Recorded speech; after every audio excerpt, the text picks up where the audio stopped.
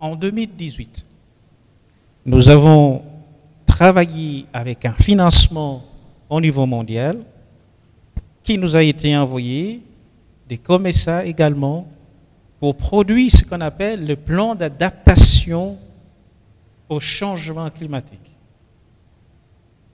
Ce plan a été élaboré, déposé, et il n'a jamais été adopté au niveau du Parlement.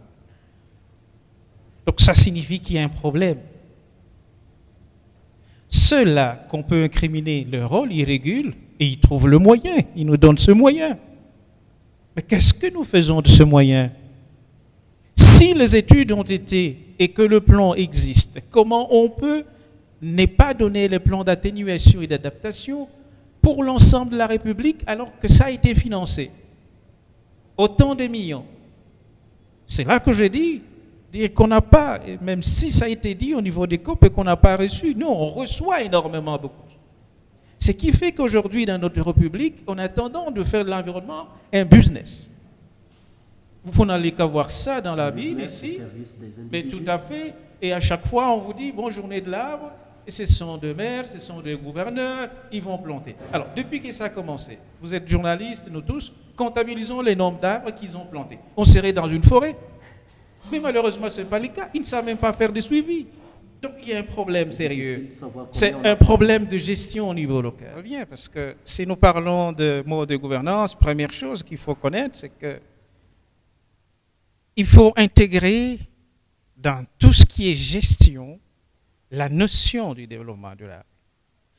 Mais il faudrait également qu'il y ait un civisme écologique. Donc, il faut commencer cela comme éducation. On ne peut pas simplement gouverner, on doit éduquer depuis l'école primaire et secondaire. Donc, ce civisme écologique doit intégrer l'homme africain de manière générale, tel que nous sommes. On a horreur de la nature. Ce qui fait que quand vous rencontrez quelqu'un dans la brousse, il préfère souffler parce qu'il a besoin de causer avec l'inconnu. C'est par peur. Ce qui fait qu'en certains moments, on a un terrain, on préfère tout raser et mettre du pavement. Parce qu'on a horreur de la nature, en fait. Et c'est ce qui fait qu'on joue sur ça. Il faut un travail énorme sur ça. Et une fois... Réconcilier les humains avec leur nature. Et la sensibilisation, c'est quelque chose d'important. Et nous avons les codes, quand on parle ici de la cartographie. C'est une question très, très complexe. On nous donne la cartographie de la RDC depuis l'époque coloniale, où tout était bleu, et toutes les rivières. Mais en réalité, ces rivières, la plupart, il y a beaucoup de rivières qui ont disparu, qui ont séché. Vous arrivez dans la dépression des Kamalondo, où il y avait une cinquantaine de lacs. Aujourd'hui, vous en comptez une quarantaine. Et d'autres que vous ne pouvez voir que pendant la saison de pluie. Et pendant la saison sèche, vous pouvez traverser. C'est que quelque part, les mêmes causes produisent les mêmes effets. Mais ce qui se passe au nord, et également ici chez nous. Les nombres de jours de pluie ont diminué. Apparemment, on a tendance de croire que ça marche. Et il fait extrêmement chaud à Lubumbashi.